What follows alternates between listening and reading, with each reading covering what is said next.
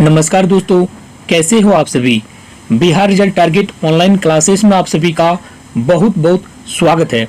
दोस्तों, अगर आप लोग बिहार डीएलएड एंट्रेंस एग्जाम 2022 की तैयारी कर रहे हैं और अच्छे मार्क्स लाना चाहते हैं तो ये क्लास आप सभी के लिए 100% जरूरी है। इस क्लास में हम आप सभी को मुख्य रूप से पाचन से संबंधित प्रश्न बताएंगे। दोस्तों, पाचन में आपको 3 टाइप के प्रश्न पूछे जाएंगे। सबसे पहला तो आपको पाचन एंजाइम के बारे में पूछेंगे। कौन प्रोटीन पाचक एंजाइम है, कौन वसा पाचक एंजाइम है और कौन स्टार्च का पाचन करता है, कौन एंजाइम स्टार्च का पाचन करता है। सेकेंड जो स्टेप आता है वो आता है आपका स्राव ग्रंथियां। स्राव ग्रंथियां का मतलब है कि जो यहाँ पे ट्रिप्सिन एंजाइम है, पेप्सिन एंजाइम है, लार एमिलेस है, इन सब का स्राव यानी इस सब का उत्सर्जन यानी कहाँ से निकलता है, कौन ग्रंथि से निकलता है। एक प्रश्न आपको इस टाइप के आएंगे। एक जो आपको बताएं कि कौन प्रोटीन पाचक एंजाइम है और कौन वसा पाचक एंजाइम है, एक तो आपको ये फिक्स है ही है। तीसरी बात है कि आपको छोटी आंत और बड़ी आंत से संबंधित आपको प्रश्न पूछे जाएंगे, ये तो फिक्स ही है। पाचन में आप इस 3 स्टेप को पूरे क्लियर याद कर लीजिए। आपके एंट्रेंस एग्जाम में 100% गारंटी देते हैं, कोई भी प्रश्न आपको नहीं छूटेंगे। बस आपको पता होना चाहिए कि किस टाइप के प्रश्न आपको पूछे जाएंगे। जो भी पूछे जाएंगे वो आपको अभी ही बता दिए हैं। चलिए आज इस मुख्य सेशन को शुरू करते हैं। आप लोग पूरे ध्यान से देखिएगा। सभी स्टूडेंट वीडियो को लाइक कर दीजिएगा। डिस्क्रिप्शन में जाके व्हाट्सएप ग्रुप और टेलीग्राम ग्रुप का लिंक है, उनको भी आप लोग जरूर ज्वाइन कर लीजिएगा। चलिए शुरू करते हैं। चलिए दोस्तों, पूरे बेसिक से शुरू करते हैं ताकि हमारे एंट्रेंस एग्जाम में कोई भी प्रश्न छूटे नहीं। पहला प्रश्न है, मनुष्य में पाचन क्रिया कहाँ प्रारंभ होती है। ऑप्शन ए है मलाशय, बी है आमाशय, सी है मुख और डी है पक्वाशय। याद रखिएगा साथियों, मनुष्य में जो पाचन की क्रिया प्रारंभ होती है वो मुख से होती है, इसलिए यहाँ पे आपका विकल्प सी सही हो जाएंगे। याद रखिएगा। चलिए अगला प्रश्न को देखते हैं। अगला प्रश्न देखिए, काफी इंपोर्टेंट है।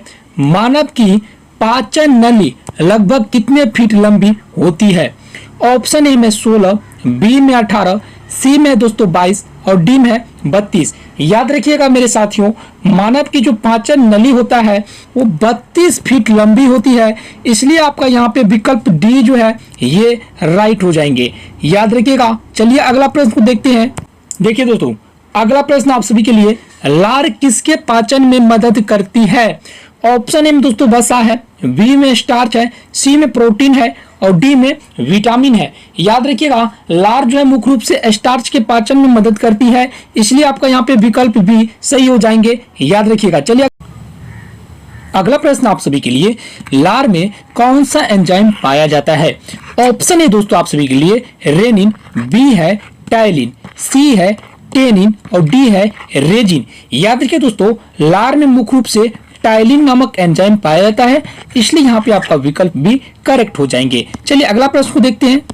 अगला प्रश्न देखिए, यहाँ पे काफी इंपोर्टेंट है। प्रश्न है, डायस्टेज एंजाइम का स्रोत है। ऑप्शन है लार ग्रंथि, बी है आमाशय, सी है यकृत और डी है अग्नाशय। याद रखिए दोस्तों, डायस्टेज एंजाइम का जो प्रमुख स्रोत है वो लार ग्रंथि है, इसलिए यहाँ पे आपका विकल्प ए सही हो जाएंगे। याद जरूर कर लीजिएगा। चलिए अगला प्रश्न को हम लोग देखते हैं जो कि काफी इंपोर्टेंट है। आमाशय में डैश एंजाइम प्रोटीन को पचाने में मदद करता है। काफी इंपोर्टेंट प्रश्न दोस्तों आप सभी के लिए। पहला दोस्तों ट्रिप्सिन, दूसरा है पेप्सिन, तीसरा है लार एमिलेस और चौथा है अग्न्याशयी नली। याद रखिए दोस्तों, आमाशय में जो प्रोटीन पाचन करता है वो पेप्सिन एंजाइम करता है। दोस्तों यहाँ पे आपका विकल्प भी करेक्ट हो जाएंगे। इस प्रश्न को आप लोग आंख मूंद के याद कर लीजिए, काफी इंपोर्टेंट है। किसी भी कंपटीशन एग्जाम की तैयारी कीजिएगा तो ये प्रश्न आपको पूछे जाएंगे ही पूछे जाएंगे, समझ रहे। चलिए अब हम लोग अगला प्रश्न को देखते हैं। देखिए ये भी प्रश्न काफी इंपोर्टेंट है। प्रश्न है, आमाशय ग्रंथियों की पेप्सिन स्रावी कोशिकाएं हैं जो आमाशय ग्रंथि में जो पेप्सिन एंजाइम का स्राव करता है वो कोशिकाएं कौन है? ऑप्शन ए में अम्ल कोशिकाएं, बी में भित्ति कोशिकाएं, सी में मुख्य कोशिकाएं, डी में कलश कोशिकाएं। याद रखिए दोस्तों, आमाशय की ग्रंथियां में जो पेप्सिन हार्मोन का स्राव एंजाइम का स्राव करता है वो मुख्य कोशिकाएं स्राव करता है, इसलिए यहाँ पे आपका विकल्प सी सही हो जाएंगे। याद रखिएगा, मुख्य कोशिकाएं स्राव करता है। याद रखिएगा, पेप्सिन एंजाइम की स्राव कौन करता है आमाशय में? तो मुख्य कोशिकाएं करता है। चलिए अगला प्रश्न को देखते हैं। अगला प्रश्न दोस्तों आप सभी के लिए, निम्न में से किस पाचन अंग में अम्ल होता है? ऑप्शन है दोस्तों आमाशय, बी में छोटी आंत, सी में एपेंडिक्स और डी में कोलन। याद रखिए दोस्तों, आमाशय में क्या होता है दोस्तों? अम्ल होता है। ये कौन अम्ल होता है? तो ये HCl अम्ल होता है। समझ रहे हैं यहाँ पे, आमाशय में कौन अम्ल होता है? HCl। इसको हम लोग क्या बोलते हैं? हाइड्रोक्लोरिक अम्ल बोलते हैं। चलिए अगला प्रश्न को देखते हैं। देखिए वो प्रश्न यहाँ पे आ गया है, निम्नलिखित में से कौन सा अम्ल आमाशय रस में रहता है? अभी आपको पता है दोस्तों हाइड्रोक्लोरिक अम्ल, ये हो जाएगा आपका HCl। समझ रहे, आमाशय रस में कौन सा अम्ल रहता है? हाइड्रोक्लोरिक अम्ल HCl। चलिए अगला प्रश्न को देखते हैं। और साथ ही दोस्तों यहाँ से आपको एक प्रश्न और पूछे जा सकते हैं, जो हमारे पेट में जो है जीवाणुनाशक के रूप में कौन अम्ल काम करता है? तो ये हाइड्रोक्लोरिक अम्ल ही है। समझ रहे, और हाइड्रोक्लोरिक अम्ल का स्राव कहाँ से होता है? आमाशय में होता है। चलिए अगला प्रश्न को हम लोग देखते हैं। देखिए दोस्तों, ये प्रश्न भी काफी इंपोर्टेंट है। प्रश्न है, पाचन क्रिया में प्रोटीन निम्नलिखित में से किस पदार्थ में बदल जाते हैं? आपको याद रखना है कि जो पाचन क्रिया में प्रोटीन होता है वो किस पदार्थ में बदल जाते हैं। ऑप्शन है दोस्तों यहाँ पे वसा, बी में ग्लूकोज और सी में एमिनो अम्ल और डी में दोस्तों यानी यव शर्करा, जिसको हम लोग माल्टोज बोलते हैं। तो जो याद रखिएगा आप लोग, जो हम लोग पाचन क्रिया मतलब जब पाचन क्रिया शुरू हो जाती है तो उस समय जो होता है, जो प्रोटीन होता है वो जो होता है दोस्तों अमीनो अम्ल में बदल जाता है। कौन अम्ल में बदल जाता है दोस्तों? अमीनो अम्ल में बदल जाता है। याद रखिएगा आप लोग, यहाँ पे आपका विकल्प सी सही हो जाएगा। याद रखिएगा, जो आपको पूछेगा कि पाचन क्रिया के दौरान जो प्रोटीन होता है वो किस पदार्थ में बदल जाते हैं, तो अमीनो अम्ल आपको याद रखना है। चलिए अगला प्रश्न को देखते हैं। अब देखिए ये भी प्रश्न काफी इंपोर्टेंट आप सभी के लिए, अमीनो एसिड की आवश्यकता किसके संश्लेषण के लिए होती है? ऑप्शन ए दोस्तों आप सभी के लिए लिपिड है, बी में प्रोटीन है, सी में कार्बोहाइड्रेट है और डी में एल्केलाइड है। याद किया दोस्तों, अमीनो अम्ल की जो आवश्यकता होती है वो होता है प्रोटीन संश्लेषण के लिए होता है। यहाँ पे आपका बी विकल्प बी जो है ये सही हो जाएंगे। चलिए अगला प्रश्न को देखते हैं। देखिए दोस्तों, ये प्रश्न भी काफी इंपोर्टेंट प्रश्न है, निम्नलिखित में से कौन सा अमीनो अम्ल मानव पोषण के लिए अर्ध अनिवार्य माना जाता है? तो याद किया दोस्तों, ये जो होगा ये हिस्टिडीन। ये हिस्टिडीन एक ऐसा अमीनो अम्ल है जो मानव पोषण के लिए अर्ध अनिवार्य माना जाता है, हिस्टिडीन। यहाँ पे आपका विकल्प भी करेक्ट हो जाएंगे। ये सबको आप लोग याद कर लीजिए। साथ ही दोस्तों देखिए, अगर आप लोग जो है साइंस में अच्छी रिजल्ट पाना चाहते हैं और आपको इसी तरह दोस्तों देखिए, आप तो पाचन से संबंधित दिया है, उसके बाद आपको कोशिका रहेगा, समझ रहे। तो A to Z अगर आप लोग topic by topic paid PDF प्राप्त करना चाहते हैं तो आप जो व्हाट्सएप नंबर मेरा देख रहे हैं, इस व्हाट्सएप नंबर पे आप PDF लिख करके सेंड कीजिए। आपको वहां पे हम साइंस का भी टॉपिक बाय टॉपिक PDF देंगे, सोशल साइंस का भी टॉपिक बाय टॉपिक PDF देंगे, समझिए यहाँ पे। और आपको वहां पे हिंदी का भी हम टॉपिक बाय टॉपिक PDF देंगे। साथ ही आपका जो इंग्लिश है, इंग्लिश का भी आपको मिल जाएगा। तो आप लोग मैसेज करके प्राप्त कर सकते हैं, ओनली आप 100 रुपया में, समझ रहे। चलिए अगला प्रश्न को देखते हैं। देखिए अगला प्रश्न दोस्तों आप सभी के लिए, मानव जठर रस में प्रोटीन पाचन के लिए उत्तरदायी अनुकूलतम प्रवेश है, क्या है? तो याद किया दोस्तों, ये अम्लीय है। मानव जठर रस में जो प्रोटीन का पाचन होता है वो अम्लीय माध्यम में होता है, इसलिए आपका यहाँ पे आपका विकल्प जो है बी करेक्ट हो जाएंगे। चलिए अगला प्रश्न को देख लेते हैं। देखिए दोस्तों, अगला प्रश्न आप सभी के लिए, कौन सा प्रोटीन यानी एंजाइम प्रोटीन को पेप्टोन में बदलता है? 100% इंपोर्टेंट प्रश्न है। आप लोग याद रखिए दोस्तों, पेप्सिन जो ये एंजाइम होता है, ये पेप्सिन एंजाइम जो होता है ये जो है प्रोटीन को पेप्टोन में बदल देता है। किसको? प्रोटीन को पेप्टोन बदलता है। अब तो आपको इससे पहले बताया दोस्तों कि ये पेप्सिन एंजाइम किसके पाचन के लिए सहायक है? तो ये प्रोटीन पाचन के लिए कौन एंजाइम सहायक है? पेप्सिन है। तो यही क्या करता है? प्रोटीन को पेप्टोन में बदलता है। कौन एंजाइम? Pepsin enzyme. याद रखिएगा, पेप्सिन एंजाइम प्रोटीन को किस में बदल देता है? पेप्टोन में बदल देता है। चलिए अगला प्रश्न को देख लेते हैं। देखिए अगला प्रश्न यहाँ पे काफी इंपोर्टेंट आप सभी के लिए, मानव तंत्र में निम्नलिखित में से कौन सा एक पाचन एंजाइम नहीं है? ऑप्शन है दोस्तों यहाँ पे पेप्सिन, ये भी पाचन एंजाइम है, ट्रिप्सिन ये भी पाचन एंजाइम है। और देखिए यहाँ पे टाइलिन ये भी लार में पाए जाते हैं। समझ रहे हैं, जो भोजन को संकुचन करके आमाशय तक पहुंचाने का कार्य करते कौन एंजाइम, ये टाइलिन एंजाइम, ये भी पाचन संबंधित है। तो ये जो है सी नंबर का जो हो जाएगा ये आपका पाचन एंजाइम नहीं है। इस तरह से भी आप छांट सकते हैं। ठीक, समझ गए आप लोग। चलिए अगला प्रश्न को देखते हैं। ये प्रश्न भी काफी इंपॉर्टेंट है दोस्तों। दूध से दही में यानी दूध को दही में स्कंदित करने वाला एंजाइम है। ऑप्शन ए में दोस्तों रेनिन, बी में पेप्सिन, सी में रेजिन और डी में सिट्रेट। याद करिए दोस्तों, ये दूध से जो दही में स्कंदित करने वाला एंजाइम है वो मुख्य रूप से रेनिन एंजाइम होता है। यहाँ पे आपका विकल्प ए करेक्ट हो जाएंगे। चलिए अगला प्रश्न को देख लेते हैं। देखिए अब ये प्रश्न काफी इंपॉर्टेंट है। दूध प्रोटीन को पचाने वाला एंजाइम है। तो देखिए दोस्तों, ये प्रश्न आपको 2-3 तरह का तरीका से पूछ सकते हैं। प्रश्न है, आपको यह भी पूछ सकते हैं कि बच्चे में यानी शिशु में जो बच्चे दूध पीते हैं वो जो प्रोटीन को पचाने वाला एंजाइम है, ये देखिए ये रेनिन एंजाइम होता है। और रेनिन एंजाइम जो होता है मुख्य रूप से ये बच्चों में पाया जाने वाला एंजाइम है। किसमें पाया जाने वाला है, बच्चों में पाया जाता है ये रेनिन एंजाइम। याद रखिए, जो बच्चा दूध पीते हैं, हमेशा क्या पीते हैं, दूध पीते हैं, तो उसको जो आवश्यकता होती है अधिक से अधिक प्रोटीन पचाने का, तो ये अधिक से अधिक प्रोटीन पचाने वाला एंजाइम जो है ये रेनिन एंजाइम होता है। ये बच्चों में पाया जाता है। याद रखिए दोस्तों, दूध प्रोटीन को पचाने वाला जो एंजाइम है वो रेनिन एंजाइम होता है। और रेनिन एंजाइम ये बच्चों में पाए जाने वाले प्रमुख एंजाइम होता है। ये आप लोग जरूर याद कर लीजिएगा, काफी इंपॉर्टेंट प्रश्न है, ये आपको पूछ भी सकते हैं आपके एंट्रेंस एग्जाम में। चलिए अगला प्रश्न को देख लेते हैं। देखिए दोस्तों, अगला प्रश्न भी काफी इंपॉर्टेंट है। दूध में कौन सा प्रोटीन शर्करा युग्म होता है। याद किए दोस्तों, दूध में जो होता है दोस्तों केसिन लैक्टोज प्रोटीन शर्करा युग्म होता है। कौन दोस्तों, केसिन लैक्टोज। याद किए दोस्तों, केसिन लैक्टोज जो शर्करा युग्म होता है ये दूध में पाया जाता है। इसलिए दोस्तों यहाँ पे आपका जो विकल्प है ये भी सही हो जाएंगे। चलिए अगला प्रश्न को देख लेते हैं। अब आपके एंट्रेंस एग्जाम में एक और प्रश्न आ सकते हैं, दूध में पाया जाने वाला प्रमुख प्रोटीन कौन सा है।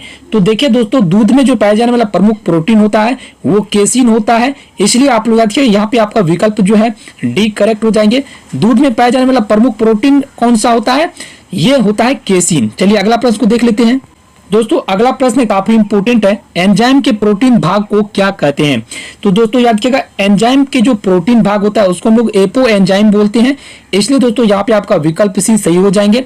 हम लोग शॉर्ट में पूरे शॉर्ट में देखेंगे, इससे एक ऑप्शन करेंगे, बी करेंगे, सी करेंगे तो टाइम लगेगा, इसलिए हम आपको डायरेक्ट आंसर ही बता रहे हैं। तो देखिए एंजाइम के प्रोटीन भाग को हम लोग एपो एंजाइम बोलते हैं। यहाँ पे आपका विकल्प सी सही हो जाएंगे। चलिए अगला प्रश्न को देख लेते हैं। प्रश्न यहाँ पे निम्नलिखित में कौन सा पाचक एंजाइम नहीं है। ऑप्शन है दोस्तों यहाँ पे पेप्सिन। पेप्सिन भी क्या है, एक प्रोटीन पाचक एंजाइम है। याद रखिए दोस्तों, पेप्सिन क्या है, एक प्रोटीन पाचक एंजाइम है।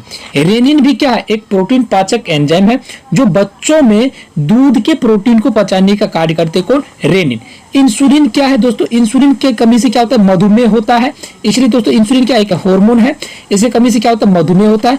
इसलिए ये क्या है, इंसुलिन जो है एक पाचन एंजाइम में है। और देखिए एपीलेप्सिन भी क्या है, एआई भी एक पाचन एंजाइम है। तो यहाँ पे आपका विकल्प सी नहीं होगा। चलिए अगला प्रश्न को देख लेते हैं। प्रश्न यहाँ पे ग्लूकोज को एथाइल अल्कोहल में कौन सा प्रोटीन में यानी एंजाइम बदलता है। ऑप्शन ही दोस्तों यहाँ पे आपको इनवर्टेज, ऑप्शन बी में माल्टेज, ऑप्शन सी में लाइजाइमेज और ऑप्शन डी में डायस्टेज। तो याद किया दोस्तों, ये जाइमेज नामक एंजाइम जो है ये ग्लूकोज को एथाइल अल्कोहल में बदलने का काम करते कौन, ये जाइमेज। यहाँ पे आपका विकल्प सी जो है ये करेक्ट हो जाएंगे। इनको आप लोग जरूर याद कर लीजिएगा। चलिए अगला प्रश्न देख लेते हैं। देखिए प्रश्न है, किस एंजाइम की उपस्थिति के कारण HIV अपना आकार अक्सर बदल देता है। काफी इंपॉर्टेंट प्रश्न है। याद किया दोस्तों, ये रिवर्स ट्रांसक्रिप्टेज के जो कारण एंजाइम के जो कारण होता है ये HIV अपना आकार अक्सर बदल देता है। क्या, रिवर्स ट्रांसक्रिप्टेज। ऑप्शन नंबर यहाँ पे आपका ए राइट हो जाएंगे। याद रखिएगा, रिवर्स ट्रांसक्रिप्टेज के कारण जो HIV अपना आकार अक्सर बदल देता है। चलिए अगला प्रश्न को देख लेते हैं।